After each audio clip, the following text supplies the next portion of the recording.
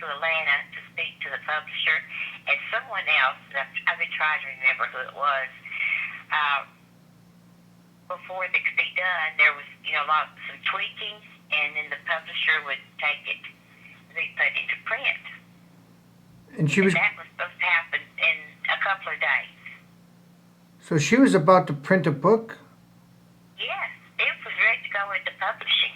And this book was going to expose people? Yes. Specifically name people? Yes. Was Sonny Perdue one of them? That sounds really familiar. I know there were quite a few people in government that were involved with CPS. She claimed that they were taking the foster children and they were making money off the foster children. These senators and judges, they were ruling for the CPS. It was quite a bit that she had been working on. Did she ever show you a photocopy of the book? No, she did not. No. Hello. She lives in Georgia and I in South Carolina. Yes, and she just told me about it. We talked about it. I'm doing an interview. And some people and who it was, and she named a couple of names like the one you just mentioned, and there were others. But she said, I had to be careful. She was afraid. That's why I knew she had been killed. There was no way that he would have done that. Did you ever talk to her husband, Bruce? Yes, when Nancy had to go in the hospital once, and I spoke to Bruce several times. He would call me and keep me updated on how she was doing. Right. And that's when you talked to him. So yes, she was killed, I believe, on the 26th. You spoke to her on the 25th? Whatever the day before, she was killed on the 26th, and it was the 25th. Do you remember what time of day it was? It was about 1 to 2 o'clock in the afternoon, my time. 1 to 2 o'clock in the afternoon. Yes. I remember it was shortly after noontime. I get it. Hold on a minute. Okay. Just hold on. So you're in the Columbia, South Carolina area, Jane? Yes, I am. Did you ever go with Nancy Schaefer anywhere? I mean, No, I didn't. No. You had her on your radio show. Yes, I did. Did you guys talk more than a few times? Yes. Did she consider you a friend? Did you consider her a friend? Yes, I did, and it went both ways. And it's because you do a radio show exposing pedophiles? I do a radio show exposing any kind of abuse, corruption. It's CPS, corruption, pedophiles, because it's all joined in with the corruption CPS has got going. And Nancy was doing the same thing. She was exposing the CPS corruption along with the pedophiles that were getting their hands on these foster kids from, they were being shipped out to pedophiles and adopted out to them. And you've established that independently by yourself in South Carolina, is that correct? Well, I have established it through other people that have been sold to the pedophiles. You say sold to the pedophiles? Yes. I've got two ladies I've had on my radio show that it happened to. And I've talked, there are numerous people I've had on the radio show that have spoken of being, maybe they married one and they get the child. It's the same, CPS would take the child and give it to the pedophile. This is happening every single day. It's really bad. And I talked about that a lot. How many times would you say you spoke with her in 2009? Let's see. I had her on the radio show twice. Okay. Wait a minute. I had her on the radio show, and this last time was December. Did she ever mention a William? December of 2009? Yes. And did at that time or any time before or after, did she ever mention a William Fain doing a documentary? Yes, she did. What did she say about him? Well, she just told me that he was working with her, that he was going to make a movie out of her book.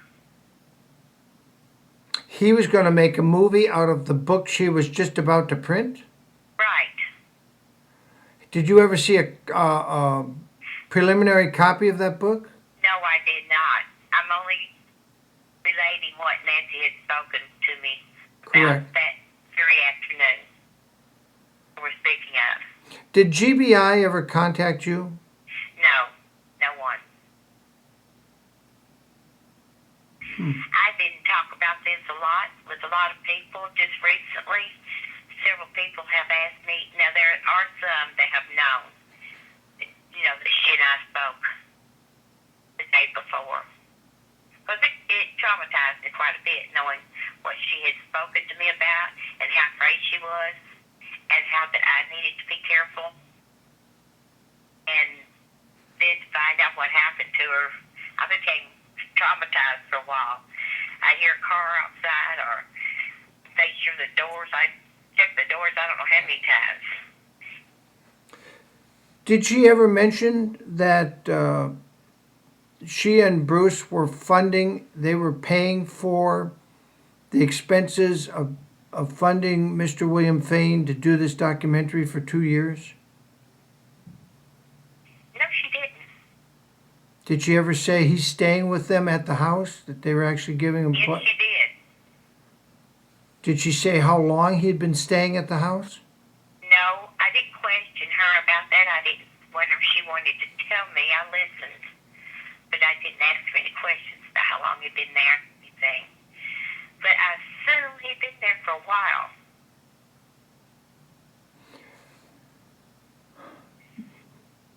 Do you think living there at the house with them in that gated community, that they would have given him the security code to turn the alarm I'm system? sure they did. Well, having lived in a gated community for many years, I know that there's always a, quote, what we call a secret side that you could get in. There's would be a back side, and you could get through it. And you wouldn't have the security there. Were you aware that in the community, gated as it was, where Nancy Schaefer lived, that it was up against a mountainside and there is a road that went up to the back that basically No. anybody could have walked down into the house? It was. No, I wasn't.